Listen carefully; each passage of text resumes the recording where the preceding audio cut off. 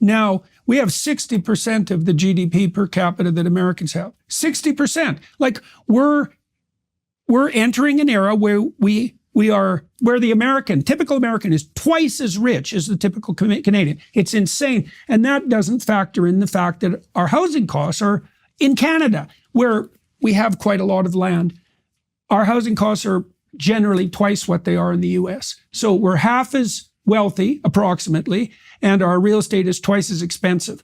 And for what? And then the other environmental conundrum that perplexes me about Canada is like, okay, well, people around the world are going to get their energy somewhere, as we can see by the fact that China is building coal-fired plants at a rate that swamps anything possible. As is India. As is India, and of course they are. And of course Africa will do the same thing if the international neo-colonialists don't stop them by refusing to lend them money and so forth, which they are. So the developing world is going to develop, and we have absolutely no right whatsoever to put anything approximating a halt on that, because that really means that we're killing the world's poor people and depriving their children of any opportunity. We have no moral right to do that whatsoever. Okay, so then you might say, well, Canada should be an example, and we could set an example for green technology that the rest of the world could adopt. I mean, first of all, no, I don't think we can do that because we're not innovative enough to do that, and it's also very difficult. But also, the best rejoinder to that is, well, do you want Europeans, the Japanese, do you want them dependent on the dictatorships that control the oil supply or Putin?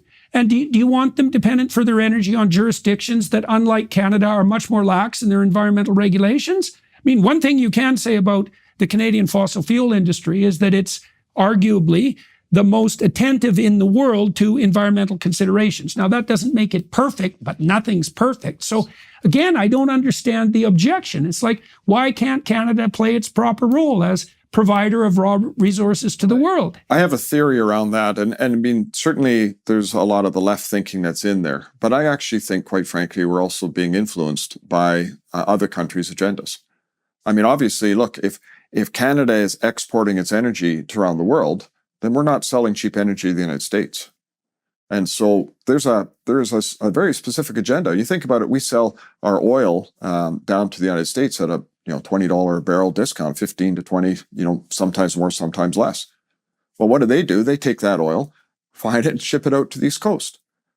And so they make money on the arbitrage on this. And so this doesn't make sense to me.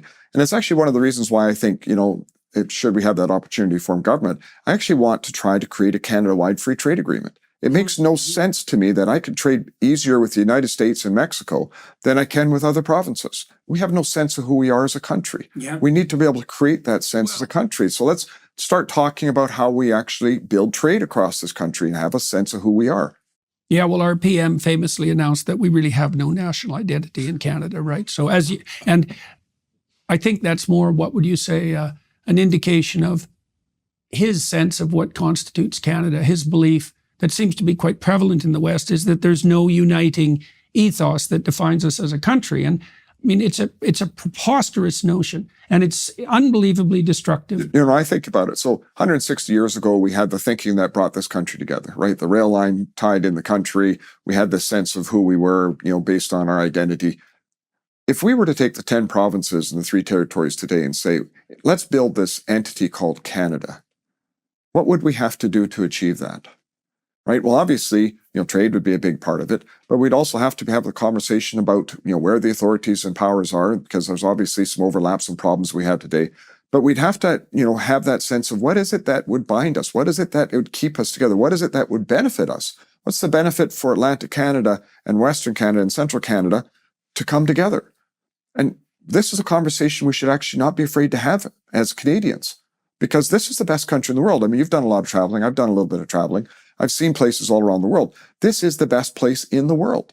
We have everything we could ever want in this country. We have all the opportunity and potential we ever want. I mean, we're hopelessly managed at all levels in government, but this is why I look at it and think, I don't want to tear this country apart. Let's figure out how we actually strengthen this country, because it can be such a great place. It can be the promise, quite frankly, that it used to be many, many decades ago. We still have all the building blocks to be able to do that. Well, part of the reason I wanted to talk to you, because the podcast has a relatively international audience. And so it's always hard to tell when drawing attention to something that's somewhat more local is useful and interesting to that broader audience. Although it is also quite peculiar and noteworthy that Canadian politics have become of international interest in the last 10 years. That's a real change. And there are real reasons for that. And I think that what's happening in Alberta and in British Columbia are particularly emblematic of why Canada has become centered in the international spotlight. And it's because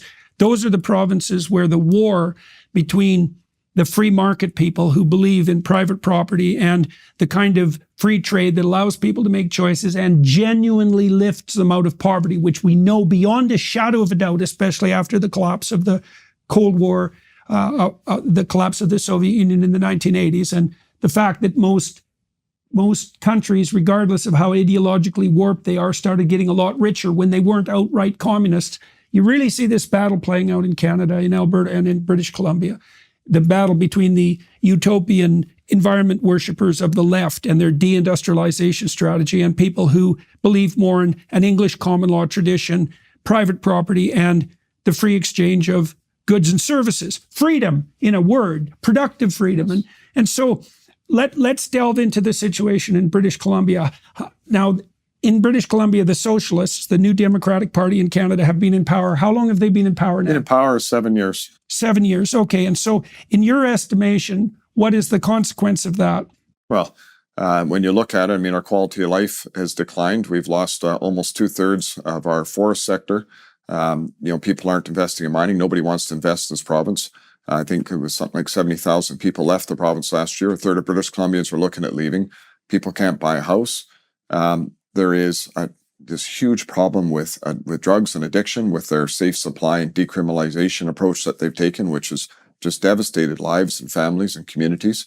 And in addition to that, the efforts they're doing with Indigenous populations, First Nations, is actually a direct assault now on private property rights. It's really quite something to see how this is changing in the province. And people are waking up and looking and thinking, wait a second, what's really going on here? And I think that attributes a lot to why the Conservative Party in British Columbia has risen so rapidly. I mean, it's a party that's the oldest party of BC's history. It was first founded in 1903, but it hasn't formed a government since 1927. It hasn't elected anybody since the 1970s.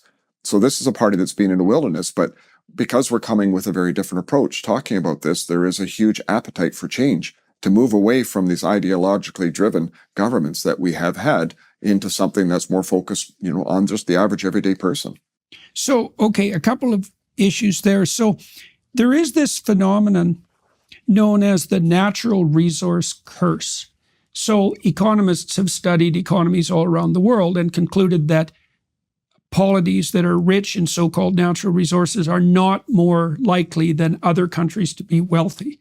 And this is a very important finding, because another accepted truism on the left is that wealth is a consequence, let's say, of natural resources. I don't really believe in the concept of natural resource at all. Air maybe is a natural resource. Other than that, fresh water is not a bloody natural resource. It takes a lot of work to provide a city with fresh water. And many people around the world don't have fresh water.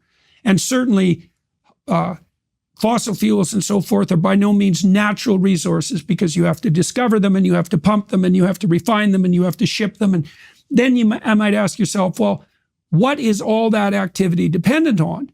And my sense is that activity is dependent on, well, a complex social environment, and one that's predicated on private property and diligent work and trust. And so the only real natural resource is one of trust.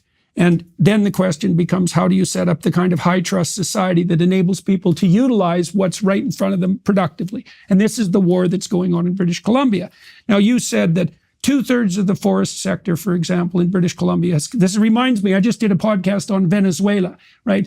70% of there's been a 70% decrease in GDP in Venezuela, and 1/3 of the population, 1/4 of the population's actually moved out of Venezuela, like vanished completely, right? And so that's a more extensive form of socialism. But you're seeing something that's the Canadian equivalent in British Columbia.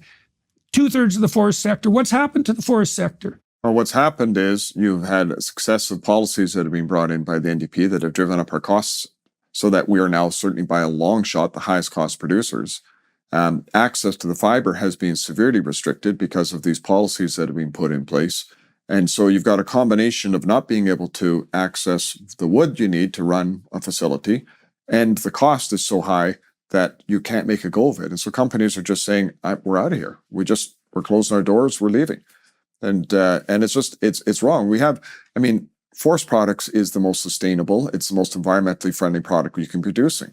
We, as a province in British Columbia, have a tremendous land mass and a tremendous resource of forest opportunity. But it's because of these ideologies and these cost-driven factors. You've got a government, quite frankly, that's more focused on the environmental movement than they are on families and workers and communities and actually providing these products that the world needs.